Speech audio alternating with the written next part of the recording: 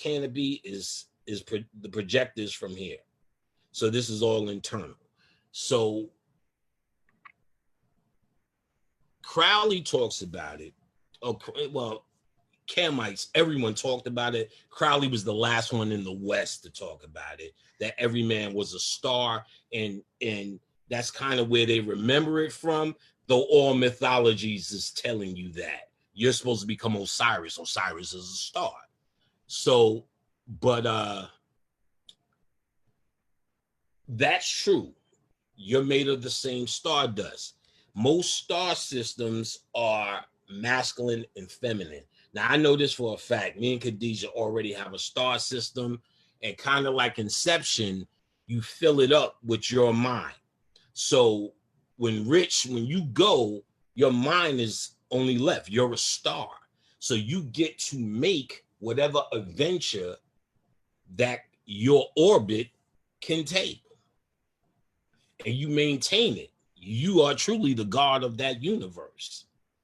All the entities that live in there are aspects of your subconscious mind. Whatever system you create is yours. And you enjoy that motherfucker however you do. Comedians got a whole, I guess we call it a galaxy or whatever. You know what I'm saying? Mathematicians got them. Historians got them. You know what I'm saying? The ones to fuck with though is the pan shit. Nigga, I seen them shits, nigga. That's the music niggas. All the music niggas is pan niggas. And you see what music do down here. So we got the biggest party going. You know what I'm saying? I already did the checking, Rich. You're a pan nigga. Well, you're a music nigga. As we see that keyboard in the back, you're a pan nigga. But I should have really even thought of that from that. But so there are recruiters that come down here to bring niggas back with them. Early on, I used to have visions that when I left, a bunch of niggas was rolling with me. Like I brought a whole new team and I was going to show them. I was trying to tell y'all niggas what it was all about the whole time. Y'all the ones that kind of hung out and stuff. Because I will say this. I've encouraged, or let me even say I've discouraged followers. That shit is of no avail sometimes. Like, you know, I just talked to Shabazz. Shabazz like, oh, you constantly just shit on niggas. Because, you know, our people tend to have this religious goddamn poisoned ass handcuffs on them. So they tend to put anyone who stands before them in that. So, you know, you always have to remind them not to, but god damn, there's motherfuckers that's following me state to state and all this kind of shit. Motherfuckers coming from, I'm like, and I get it. I don't take it with arrogance. I understand it's that message. So it makes sense now when I said when I'm leaving, there's a lot of motherfuckers who's coming. They line themselves up with the message. And if my message is that of my box, they're more than welcome to come. And I found they could come, and it's not like they have to stay or it's a prison. They just learn more. They learn more about what Panic and Khadijah was already talking about down here, just pretty much on the cosmic level, and then they move on. Because ultimately, everyone's a star, and everyone has their own. You get what I'm saying?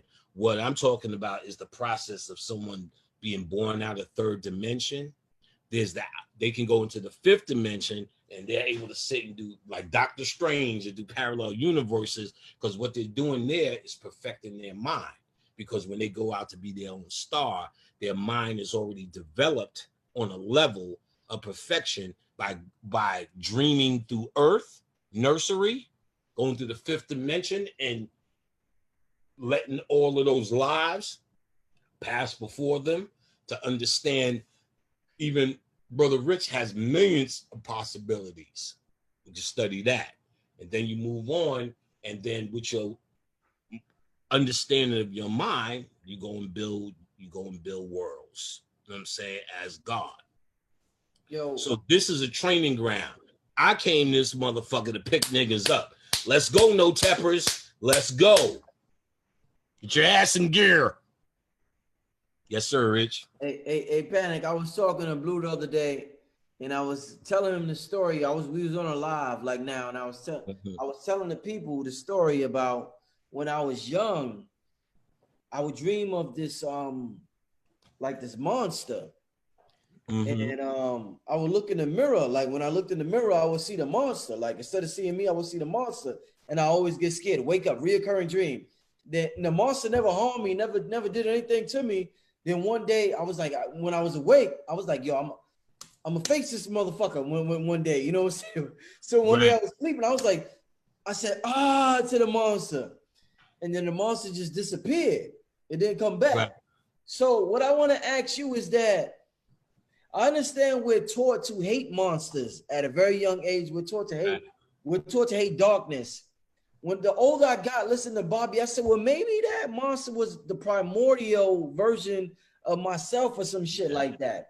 Talk to me about the monster program that we undergo when we're 6, 7, 4, 5 years old, and we're taught to hate a certain figure, and we're taught to hate darkness, brother. Talk about that. And maybe about that dream I had too. Almost definitely. Two things. I broke that dream down for you before. You did? Yes. You sure? Yes. We were live somewhere too. Oh, I remember that dream about the monster. I must have been on some drugs, man. No. I just think you may have asked me in a different context. Okay. You definitely didn't ask me in this coming from this context. All right, so humanity, we've come to accept it as, look at that sexy bitch with that big old ass right there. Look at them old bouncy titties, and dude got muscles. Oh, you got fat, you got skinny. But to the spirit, all this shit look disgusting. All of this shit is the monster. Your greed, your need to eat, your snots, your pus, all of that shit is monstrous to the other side. So you just came from that other side, and you're actually in a foreign monster right now. So the monster you seen was yourself, which was actually the truth. We just started to accept it as this is what we call beauty and neat and how a face should be. You don't know what it is until your mom keeps saying, you're so cute. You're so cute. I guess I'm fucking cute. You know what I'm saying? Because if your mom just say you're so fucking ugly and you're the monster, I'm a monster. So you don't know what you are. And to the other side, when you first get in the body, you don't know what you are. And we see monsters. Shit, that's not the only reason. They don't even let you look. Your eyes won't even work as an infant to after a while till you start getting to acclimated to this world. So spiritually now, when you hear about monsters, you're trained in the occult to understand they're talking about that which is old or ancient, not good or evil. Good or evil is not even in the game. You get what I'm saying? Good and evil is made up. And I always have to find myself explaining, like, if I'm on your so because I know you have a lot of new guys who may not have heard me before. Good and evil, like if you walked up on me and I'm beating up an old lady, you would say, oh shit, that's evil. You know what I'm saying? He's beating up an old lady. What in the fuck? Bad black guy. But then if I said, well, she just killed all my kids and drowned my baby, you say, oh, kill her, that's justice. So that same act becomes justice, which is evil. So it's left to perspective, which is another way of saying it's not an absolute, which is another way of saying good and evil is not real. It's a matter of perspective. So in the occult, we get past good and evil. And when you hear things that classically fit into the good and evil role, that's a cue for old and new. So the demons, the older gods, the divas, the newer ones. Set, the evil guy, older. not meaner or bad, older. Then Osiris, newer. You get what I'm saying? Because to a Christian, Osiris is the devil. You get what I'm saying? So whatever perspective you in, it could be whatever. All that Hindu shit is the devil, not just Ravana versus Sita and Rama. So it's the older versus the new. That's the general. One of the most interesting things, and I decode this and I talk about it in my book. I don't even want to hold that shit up. In the last chapter, I talk about the Necronomicon.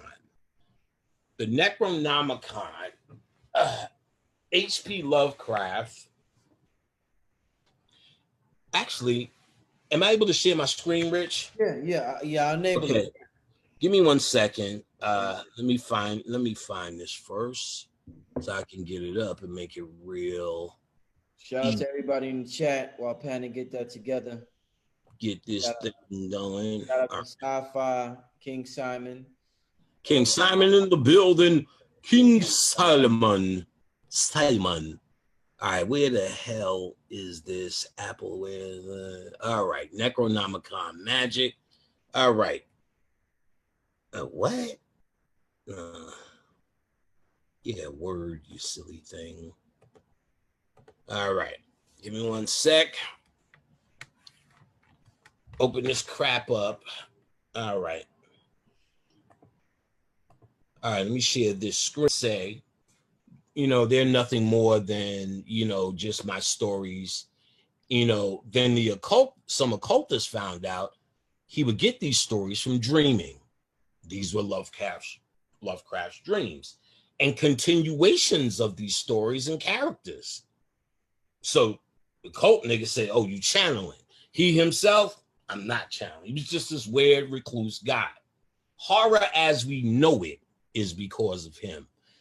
Before him, horror was like Dracula, The Mummy, Edgar Allan Poe, anything that had, The Raven. What was that dude? Vincent Price, anything with that motherfucker in it. That was horror. Then you started seeing after Lovecraft type shit or his impact because he made his work public domain so anybody can write about it and anyone has. All of these movies, Creature from the Black Lagoon, The Blob, Alien, H.G. or H.R. Gruger. He did some artwork updating the Baphomet and also creating the Species character. And he also, I have the book in here, he created the artwork for Alien. So all the aliens is H.P. Lovecraft. Cabin in the Woods, Pacific Realm, Evil Dead, Phantoms, Mimic, Ghost Ship. Anytime you hear something evil, something ancient, is all Lovecraft work, all about monsters. So Donald Tyson is probably the greatest, not the greatest, probably the guy you want. He's the guy who he takes Lovecraft and the occult and marries it on step 1 level. You get what I'm saying? There's another book that's out of print, Polaria, Gift of the White Stone. I think it's R.H. or R.P. Mueller, which is really, what's the dude? The dude that used to run the OTO, that was a fake name. But it's out of print anyway. But he goes in on the science of the monster, Lucifer, and all the rest of that shit in there. Another good guy to get is a guy called Constantinos. He did one Nocturnaton. That's pretty good. Lovecraft-esque. Can I get a couple of books real quick? Yeah, go ahead, brother. All right. Let me get a couple of books real quick. Yeah, while Panic get those books, man, shout out to Panic. The brother made a magnificent video. We got the 7-day Kundalini retreat coming up with my brother Blue Pill, Billy Carson, Brother Panic, Dr. Phil Valentine. It's going to be absolutely awesome. I want y'all to sign up. Click the link in the chat room. Man, this is the one for the ages, family. This is the one, like the brother Panic said, because of that Beetlegeese energy, the best time to do this inner work. You'll find more people, better people. You'll find exactly what you're looking for inside of you instead of looking outside of you. So it's time we go in, family. What appears to be a problem is actually a solution. So all this quarantine, man, it's the perfect opportunity to go within and put something together good. My brother Panic is back. Go ahead, my brother. Right. Rich, I heard you, Rich, and the stuff you're saying is right on point. This is the guy to get to, Mog Morton. He does a lot of pre-dynastic writing when Set was running the joint. Okay. Bull of Anbos. Seth. What's it called? Let me see that. What's it called? The Bull of Anbos. Okay. Okay. Seth and Egyptian Magic, number 2. He did maybe 1 and 2. Okay. Mog Morton, Moggmorgan. He's excellent at pre-dynastic shit. This is a good book by Donald Tyson, if you can get it. Sexual Alchemy by Donald Tyson. He'll tell you how to have magical intercourse with the spirits. You can fuck your way into any goddamn thing. All you need is your hand. And a hand in this guide, this handy spirit guide. So if you could get this in PDF somewhere, this is a good guide for the mentality of how to start speaking to spirits and use your sexual energy to manipulate this reality. As for was this it? Actually, oh no, but I did get the right one. This is an excellent book. Field Guide to the Creatures That Cannot Rest in Peace.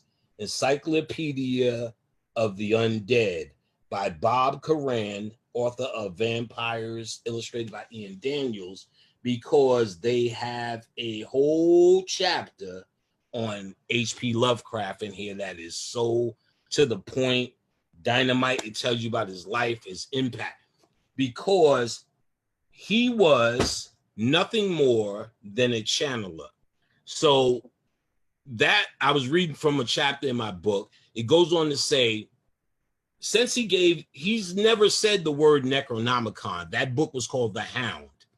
But as he added on more stories, the stories collectively became known as the Cthulhu mythos. Then later someone just said Necronomicon. So they was collectively called the Necronomicon, though there was never a book. They were collective short stories. And they also were public domain. So when it got to the 70s, there was a bookstore owner named Simon. The movie Johnny Depp was in it when he was trying to find that book. What the fuck was this? Somebody's gonna say it. And he was trying to find that book throughout the movie. Very occult, and the angel was saving him in the movie. It was a Necronomicon. They was trying to get all 3 of the books together, and it was getting him to go do it. Not the gate, something gates. Something gates. Ninth gate, the 9th gate. I think it was called the 9th gate. Hell of a Necronomicon story. You know what I'm saying? The 9th gate. That was loosely based on the bookstore owner, because his friend was the bookstore owner, Simon. Simon, who knew was public domain, wrote a book called the Necronomicon, known as Simon's Necronomicon, where he used Sumerian deities. But now Lovecraft really channeled. The 9th gate. They're saying the 9th gate. Panic. Yeah, the 9th gate. Yeah. Tell them late. Them niggas is so late. I just said it. But tell them I said, thank you. Good job. You guys are all over it, man. No cap. Like yo, let me tell you, Miss Adrian's in the building. As soon as I stepped out there, I felt that fire on the back of that head. Woo. Like, so she's coming through with this one hard. I'm telling you that. So Simon's Necronomicon, like I said, he talked about the Sumerian deities, and those were still so powerful. He wrote because he released that book in 1977.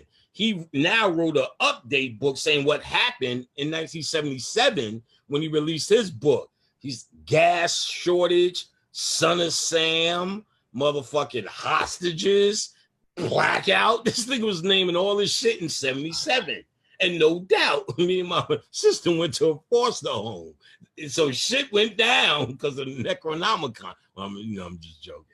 But he talks about that in Simon's thing. So to get back to Lovecraft 7 and the original understanding, because there have been games, there's a book series called Gurups. There was a Necronomicon Gurups. There's Call of Cthulhu. There was this game, because people have added on to the monsters. But Lovecraft 7 monsters, I break them down to where they exist as the primal forces in your body. Nyarlathotep is the only deity that they can communicate between human and them. It's pineal gland. The drunk blind god who moves to music and does as they will, drunk and blind. That's melanin. Oh, I break all this shit down. And it's, like I said, I have it all in my, so, and because they couldn't hit it on that level, all the scholars who tried to break down Lovecraft, no one's, see, he was channeling, but no real nigga channelers from our era ever came and dealt with that. White channelers are still added to Satan and Lucifer and what they meant in Babylon. How it goes to the practicality of niggas today. Or I break that down and I give it to you in class. And I give it to you now. It's bad. So the monsters is your subconscious mind. Your subconscious, see, in the mythology, Cthulhu came from Saturn. There was running shit here. There was wars. He goes to sleep under the Pacific Ocean. That's why you have the movie Pacific Rim, where the monsters come out to sea. Then you had Idris Elba with his dumb ass yelling, "We become the monsters." I'm like, nigga, no, we are the monsters. You old dumb old nigga. We are. So him saying this kind of grandstanding is actually going against the energy that they're talking about. The monster is your true mind, the return of Osiris. The monster, Cthulhu, in the mythos, Cthulhu goes to sleep and returns, the same goddamn story about your subconscious mind returning